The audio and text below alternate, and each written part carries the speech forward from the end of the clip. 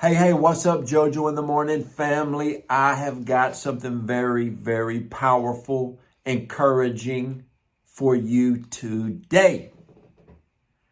All right, I want to cover a lot, so let's get started.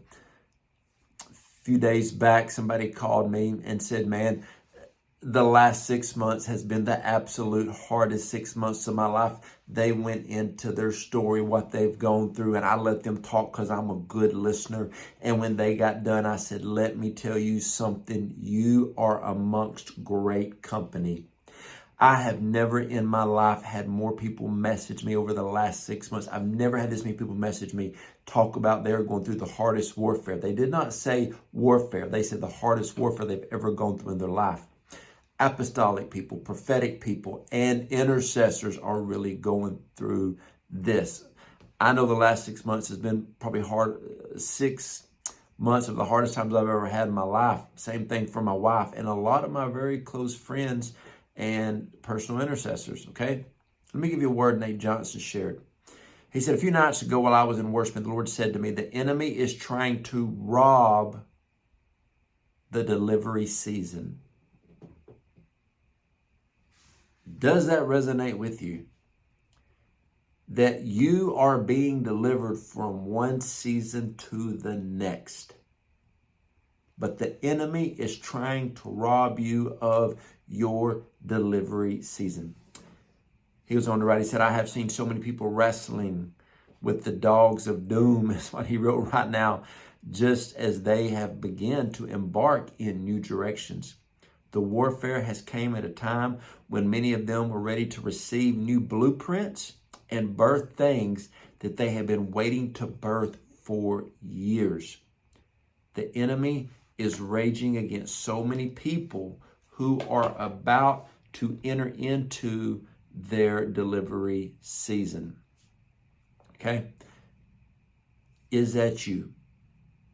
Have you gone through a very rough season? Now, we like to talk about breakthrough, but you got to have something to break out of to break through.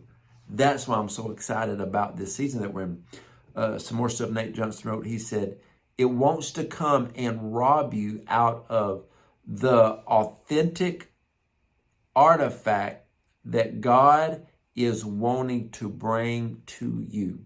It wants to surround you with imposters.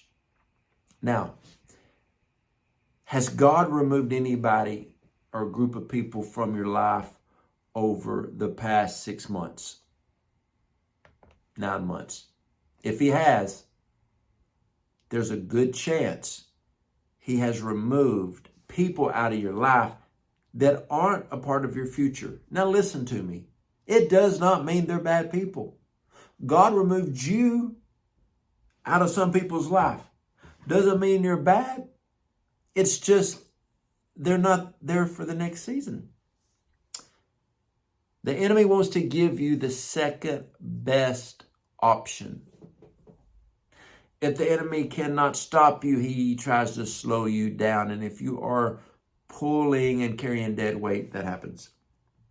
Next thing he wrote, it wants you to birth something that is not your assignment. That's powerful right there. The enemy wants you to deliver something, to give birth to something that God didn't give you. And he wants you to run with people who is not for your next season.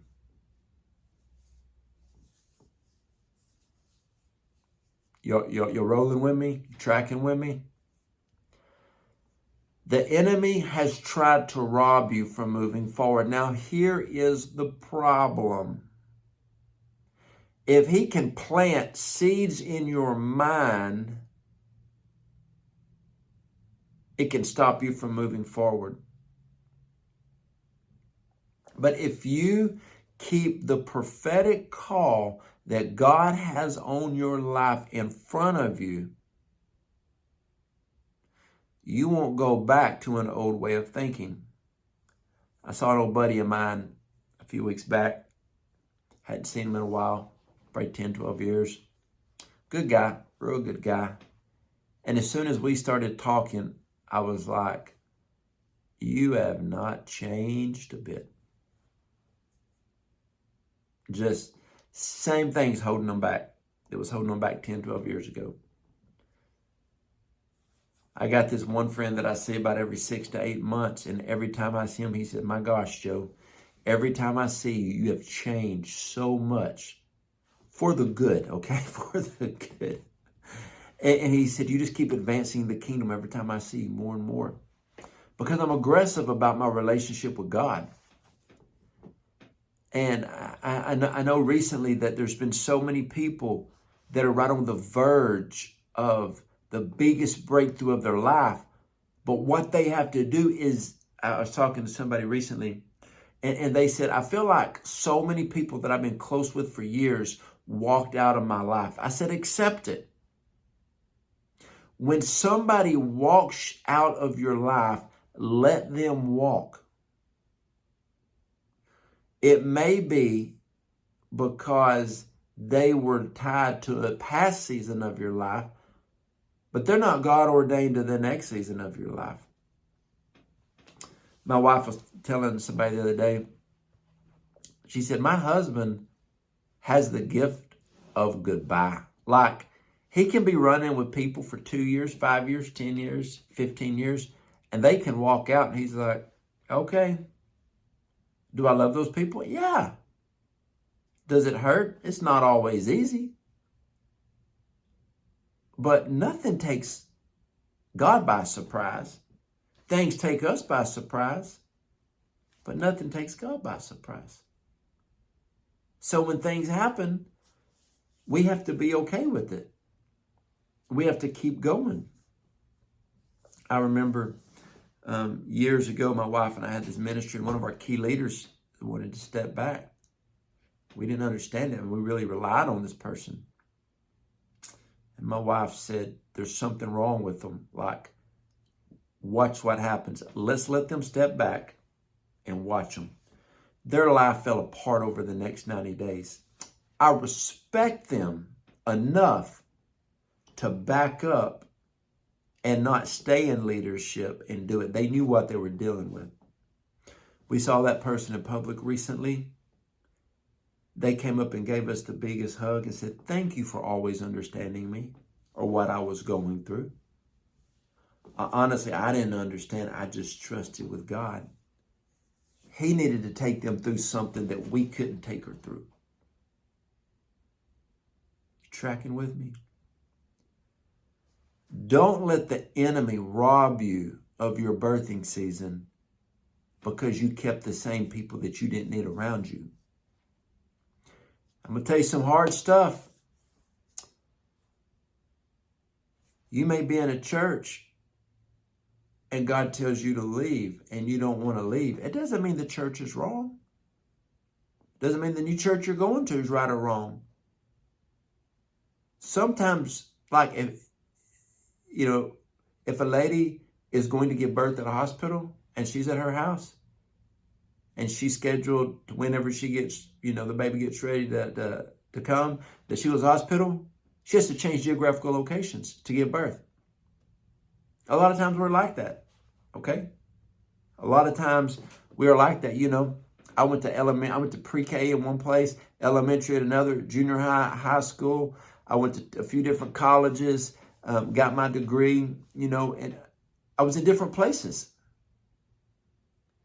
You got to understand that in ministry. A lot of times for you to give birth to what God has you to give birth to, you got to be aligned with the right people. I can never accomplish what I need to accomplish if I wouldn't align with the two men that I lean on in my life as mentors. I value them. They're in my life. I talk to them every month. This is why I let people call all the time. They say, pray for my finances, pray for my finances. I said, okay, I'll pray, but what are you going to do about it? Are you going to get overtime? Are you going to get a better job? Are you going to get a side business? Are you going to start a new career? If you feel that you need more, you got to give birth to something. You got to step into something. You can't just sit around and hope. You know what I'm talking about? You gotta get ready to give birth. When we had our three kids, I was in the room, and it was work for Autumn, and she gripped my hand real hard, and it was work. Don't think this is coming easy to you. God will anoint it, but in your birthing season, some people will probably leave you. Some new people will be added that will challenge you. I remember building our house, Autumn's Dream Home. We got different crews. I meet new people all the time. We got the ground crew. We got the concrete crew. We got the framing crew. They were probably some of my, I love the framing crew. Then we got our sheetrock crew. We got our electricians. We got people that did tile. We got our people that, I mean, we just always meet, different people, people that are gutters and people that built our pool. Always got new crews. That's how you are in life. In your birthing season, you got to be around the right people, that's why a lot of people align with apostles and prophets to help them build. That's why my wife and I have an apostolic network. We walk with people in life, business, ministry. That's what I love about our health coaching. We got like 280 coaches in our organization, people that we run with, some on a daily basis in business. I love helping people to give birth to their dreams, to help them become the best version of themselves, to be who God's called them to be, and thrive in life, in health, and in finances. But so many people email me and say, oh, pray that my health gets better. You're not doing anything. Pray my finances get better. What are you going to do about it? Pray that my marriage gets better. What are you going to do about your marriage? Do y'all go on date nights? Are you a jerk to your spouse? I mean, come on, there's got to be a change. And so don't give the enemy any ammunition. The enemy's trying to slow you down. Don't give in to the plans of the enemy in your life over your God-given dreams, and you will thrive in everything God has called you to thrive in. You are on the verge of the greatest season of your life. So many apostolic and prophetic voices are talking about new plans and strategies and adventures, and I feel it so strong in my spirit. Now is the time. Don't buy into the lie of the enemy. Okay? He's trying to steal your birthing season. Go for the things of God. Love you guys. And hey, if you want prayer, go to my website, jojoedawson.net. Send me a prayer request. I want to pray with you that God gives you the strategy to move forward in this season.